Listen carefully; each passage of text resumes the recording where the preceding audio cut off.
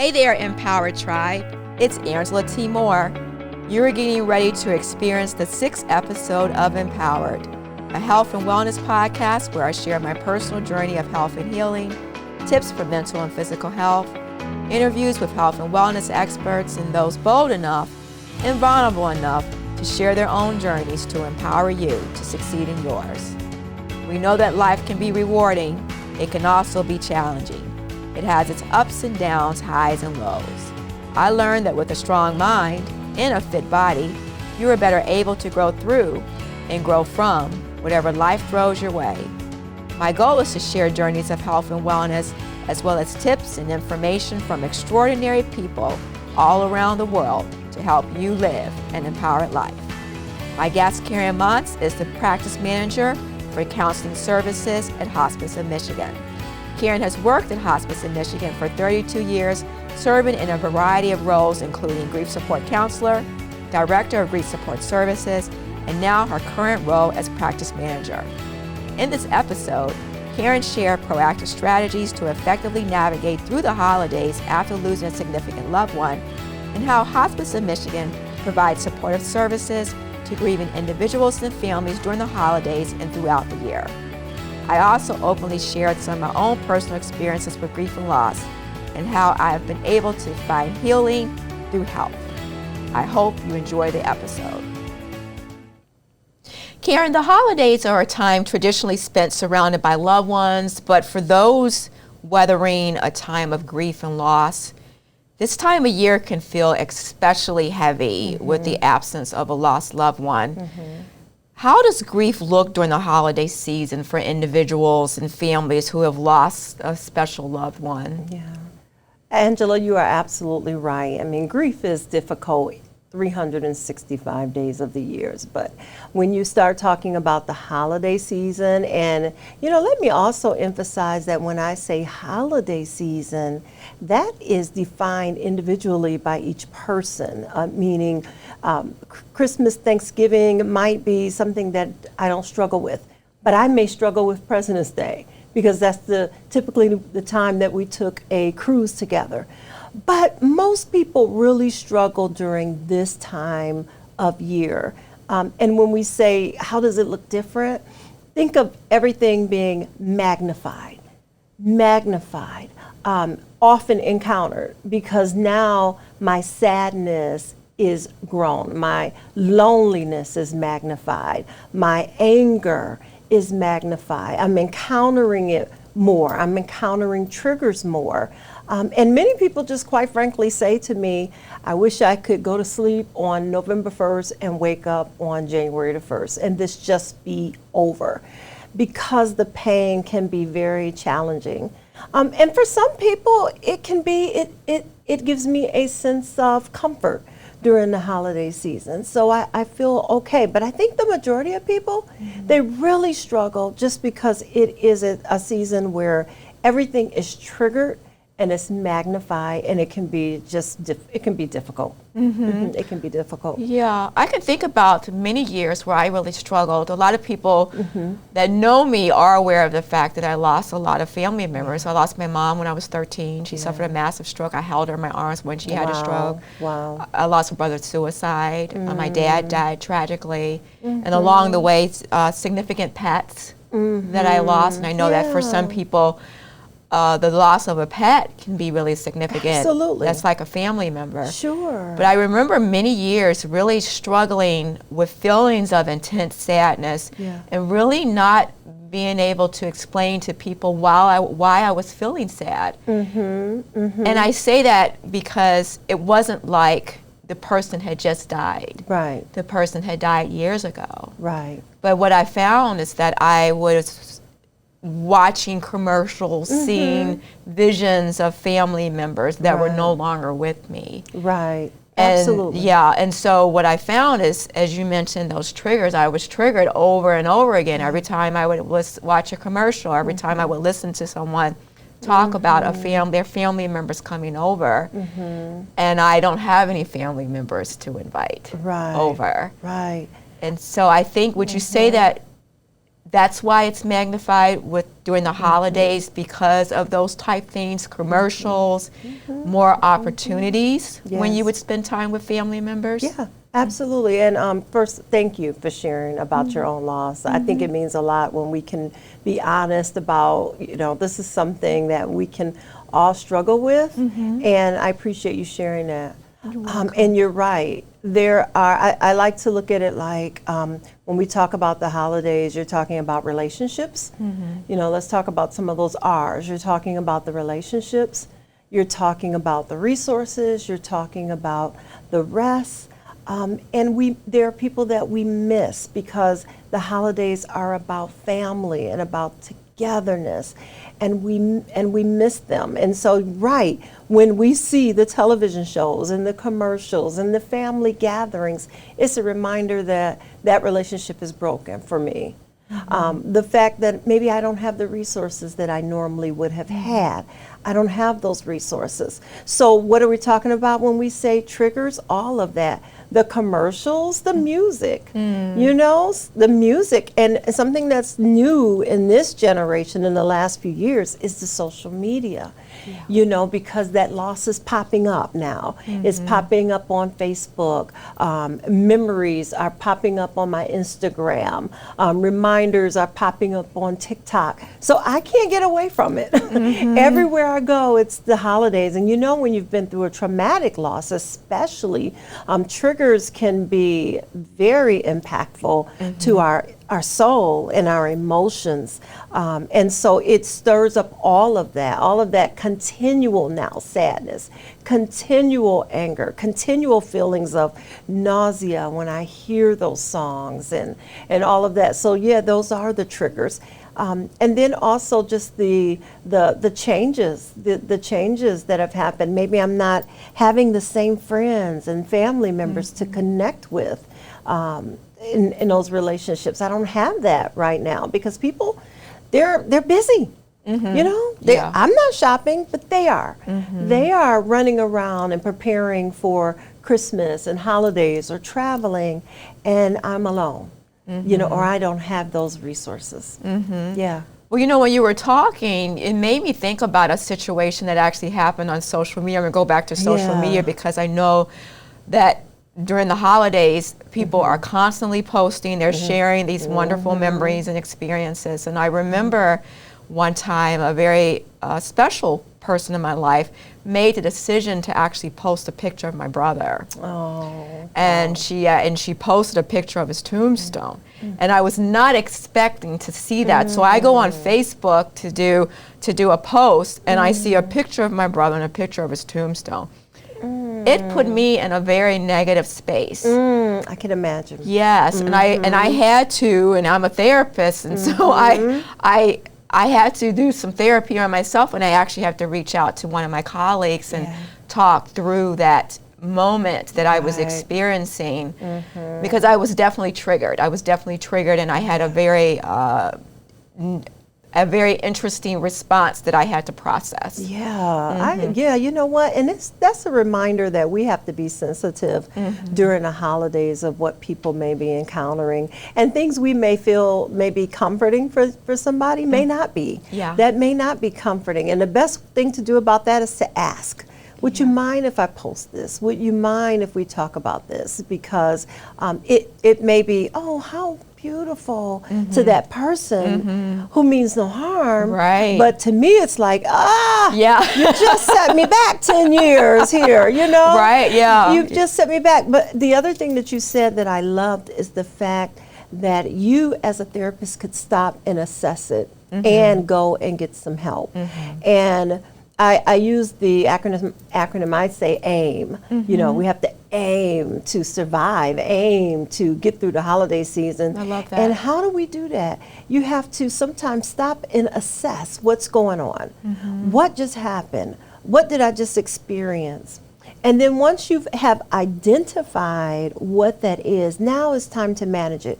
And that's exactly what you did. You assessed that, that was hard for her to have posted that. You identified how that made you feel, and now I need to manage it. I've assessed it, I identified it, now I gotta go and talk to somebody about this. And, you know, we have to remind people of that, because some people at the end of the day will go, I am depressed. I didn't start off depressed. What happened today? Why am I depressed now? And if you stop and you kind of rehearse the day, you can sometimes relate it back to, oh, I'm dreaming of a white Christmas came on and that reminded me of grandma, you know, or, oh, you know what, somebody posted something on social media and it just reminded me that I miss my boyfriend, you know, and then now I can grab that. And sometimes once you've identified it, that's like half the battle. Now I just have to, what do I need to do to help to cope with how I'm feeling? Most definitely. Because what you're doing is identifying the source of your sadness. Exactly. And you can't address something that you haven't identified. Absolutely. Absolutely. What's the source of my sadness?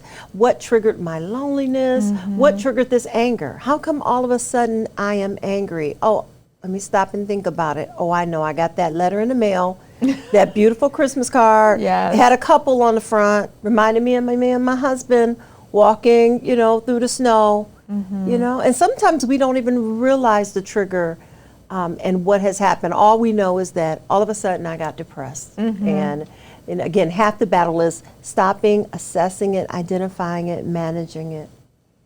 Well, I know Hospice of Michigan does a lot to help grieving individuals, and we've talked about how the holidays can be an extremely stressful time without and I will say without the added stress of grief and loss. The holidays can be extremely stressful, and then you add in the grief and loss and it's just compounded.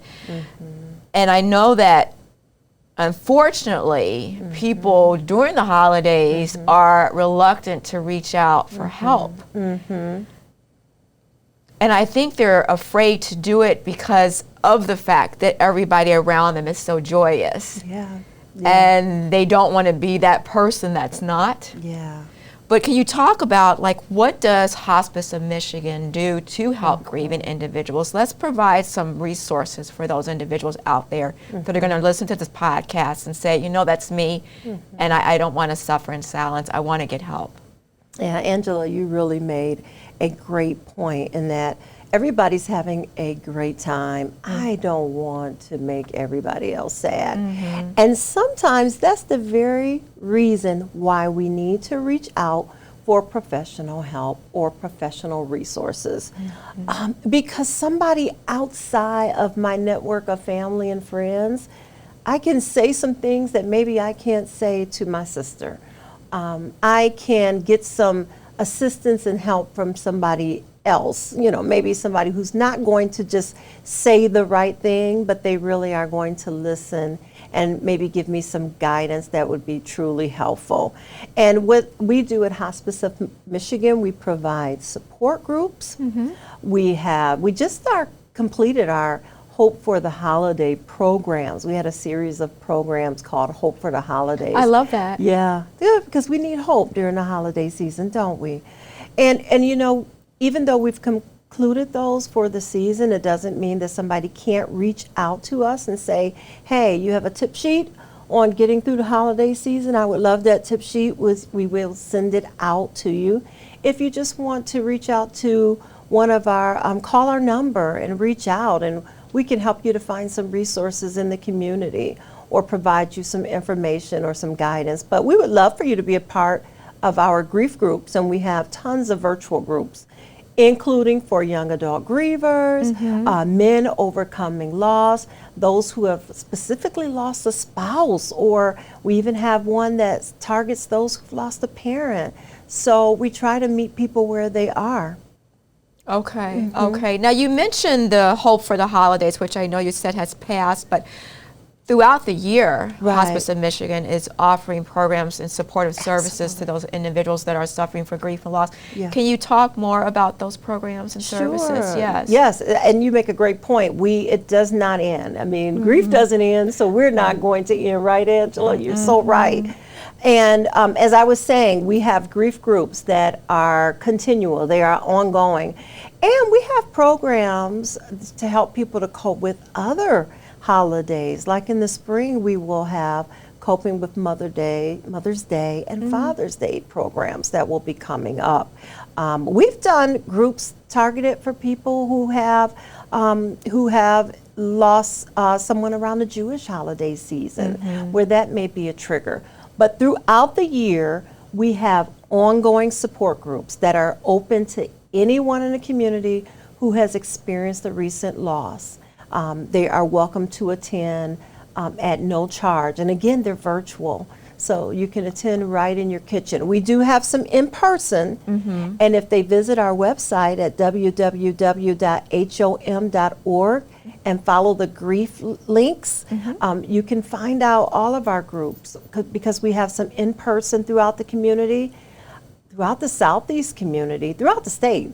But specifically in the Southeast community, and we have some virtual that you can. I have people that join right in their office during lunchtime. Okay. Now, one of the things that I've recognized as a therapist, when people come to me for support, those that have never received supportive service before always ask the question, what are sessions supposed to be like? Like, what should I expect? Right.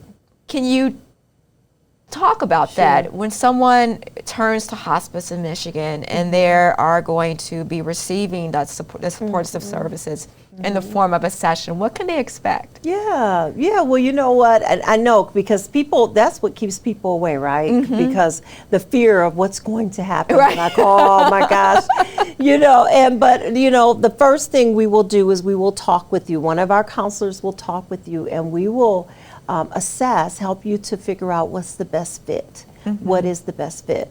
And then we'll give you the information on a group. And once you attend the support group, you find it very welcoming, because first of all, they're going to be professionally led. We try to offer validation, normalization in a very comfortable and safe environment, meaning we don't want you to feel judged. We want you to know that here you can say what you are experiencing, and there will be a lot of people in the group who will say, yeah, yep, me too. And that can be very validating. At the same time, we don't pressure you to talk if you're not ready to talk. Okay, so someone could come and just listen if they wanted to. Okay. It's our hope that, after maybe a session or two, you feel comfortable enough to start sharing. But if the first session or two, it's like, can I just listen? All I can muster up is my name right now, and just give me time to listen. We don't want you to feel pressure. We want you to feel supported. And it's a non-therapy group. Our groups are non-therapy. In other words, when you come to group, it's not about saying something's wrong with you and you need to be fixed. Not medicalized therapy, put it that way. Okay. It's about you're grieving, it's human, it's normal, let's talk about it together. And really the group participants end up supporting each other. They support each other. They bond so well together that after a year or so, we really encourage people to move into what we call our dinner diners or lunch bunch groups. And that is where you can continue attending support group, but these are people that just get together and talk during dinner and lunch, and those are growing and growing and growing. Yeah, that's amazing. Yeah. I think oftentimes when people are grieving, they feel like that people don't understand what they are experiencing. Sure. And I think what a group setting does is it shows you that you're not alone in your experience, you're not alone in your feelings and your emotion. And there are other people that are experiencing grief and loss and expressing, and I would say trying to process some of the same emotions that you're trying to process. Yeah, right. We will have people that will leave group and email us and call us and say that. I didn't think this would help me, but when I got there and found out that other people in their way understood what I was experiencing. For example, we have a grief after dementia group.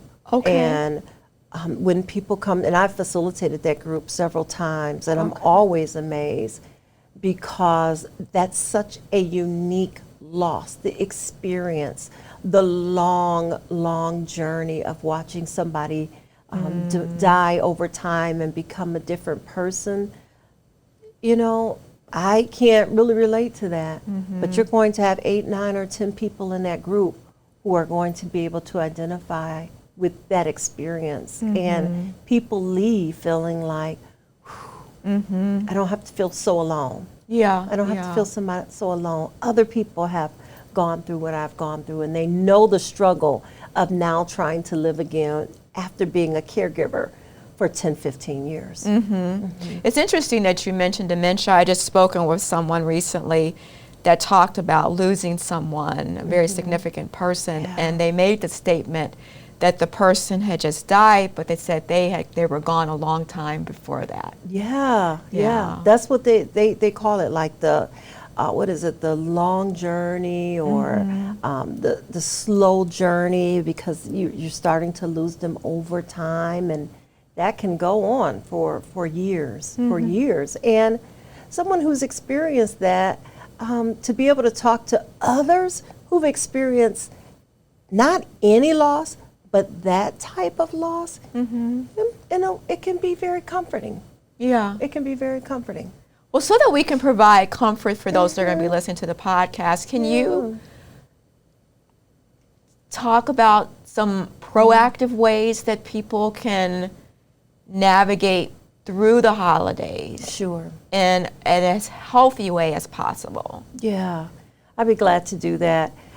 The first thing is, we always tell people to, if you can, plan.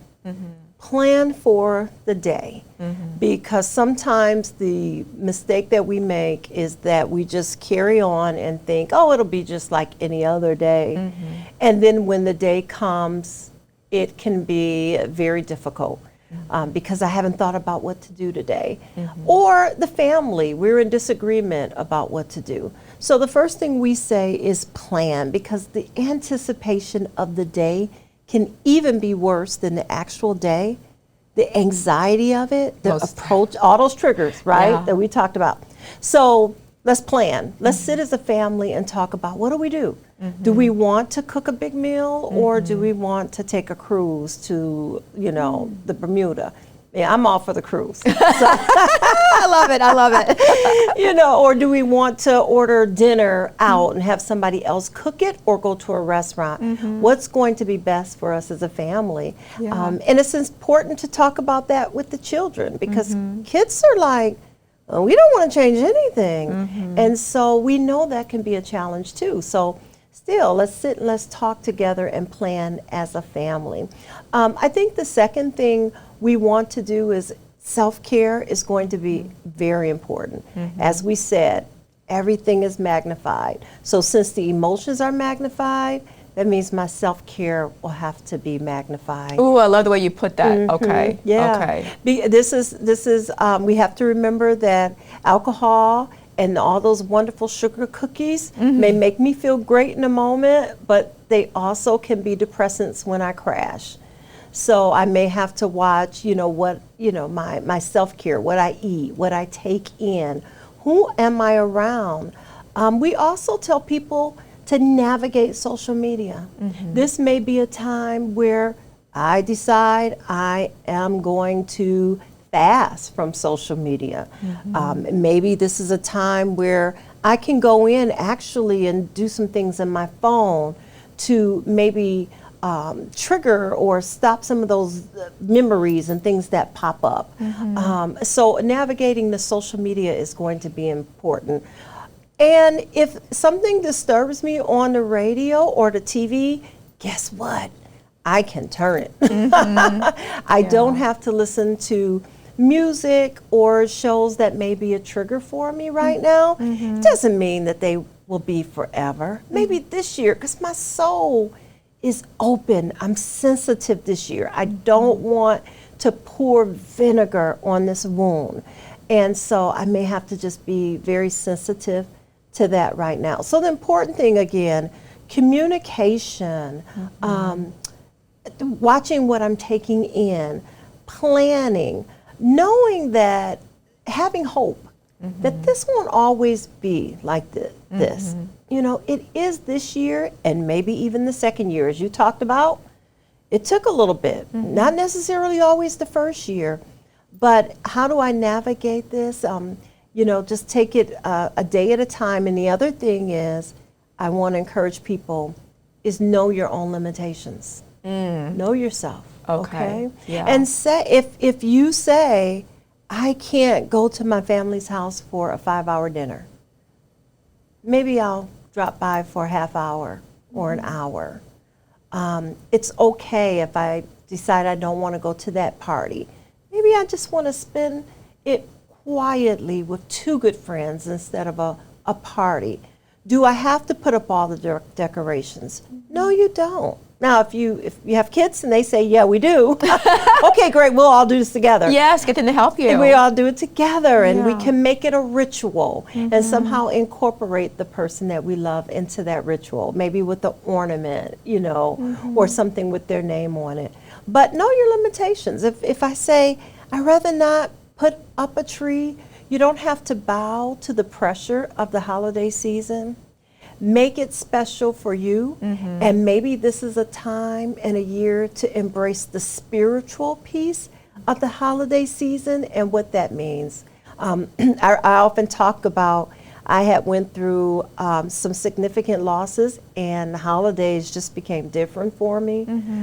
And at some point I just said, you know what, I don't want to do trees and cards or any of that. And it took me a little bit to finally redefine the holidays for what it was for me. And so I turned it and made it about the spiritual significance for me and being with my family. I love the way you said redefine. Yeah, redefine. Yeah, redefine. And the suggestions that you provided remind me of what I always tell my clients and what I always tell people. You have the power. There you go. To make decisions that can improve your life or can make it not so good. Yeah. And I think when you have suffered a traumatic event, when you've suffered a significant loss, it's a wonderful time to draw on that power that you have. That's so true. Yeah. That is so true. I shared with somebody yesterday. They said, well, what do I do? They're doing this and they're saying this. And I said to her, you're not in prison. You can make choices. You can make decisions on what you think is best for you. And that's why that goes back to the other question you had about reaching out to get support, because sometimes I don't know what to do, and I might need a little help from somebody outside of my family with kind of talking it through and figuring out where to go. And sometimes just talking it through will help to give you some direction and that empowerment that you need. Yeah. Well, the one thing about an organization like Hospice of Michigan, or anyone that is able to provide you support that's outside of your family, outside those people that know you, is they're going to be able to provide empathy, but in an objective way. Yes, very true. Yeah, and I think that that's really important to emphasize, because sometimes the people around us are too close to us to be effective. Sometimes they can be, unfortunately and not intentionally, quite harmful. Yeah, very true, because we're trying to say the right thing, or sometimes we say the wrong thing because we want to fix you. I want you to be the person you were before. Hurry up, get better. What do you mean? Come on to the dinner party. This is what we do every Christmas Eve. You know that. Because they want you to be what you were last year and the year before, because that's what's comfortable for me. But a professional, I didn't know you last year. So we're just going to deal with the facts, and I'm going to hear you and give you hopefully some emotional guidance that will help you and assist you. And that may mean I might have to say to that person, no, not this year, but maybe next year. Yeah, I'll let you know.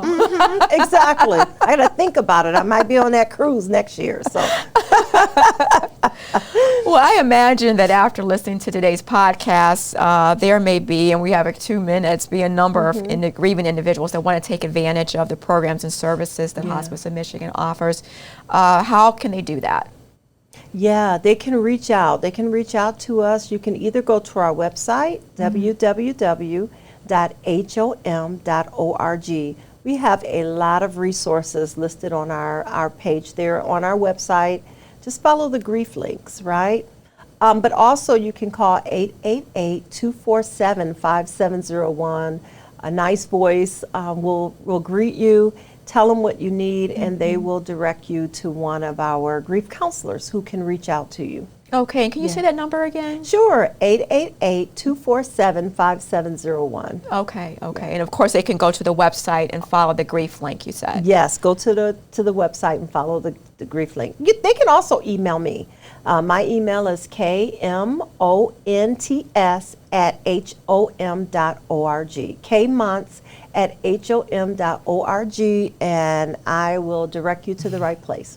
I love it. Well, thank you so much, Karen, for taking time out of your day to share your passion, your love for those people within the community that are suffering in many different ways. Yeah. It's people like you that we need to have the power to turn to. And I'm glad that I was able to share you with those that are going to be listening to the podcast, because I know that it's after listening to something like this that someone may pick up the phone or click on their computer and follow that link and get the help that they need. So thank you. Thank you for creating the space. You're very welcome. Thank you. Thank you so much. Thank you. Thanks for listening to Empower It with Angela T. Moore. Feel free to share this episode with someone you think would enjoy it. New episodes come out weekly. Follow our show on Apple, Spotify, YouTube, or wherever you're listening right now.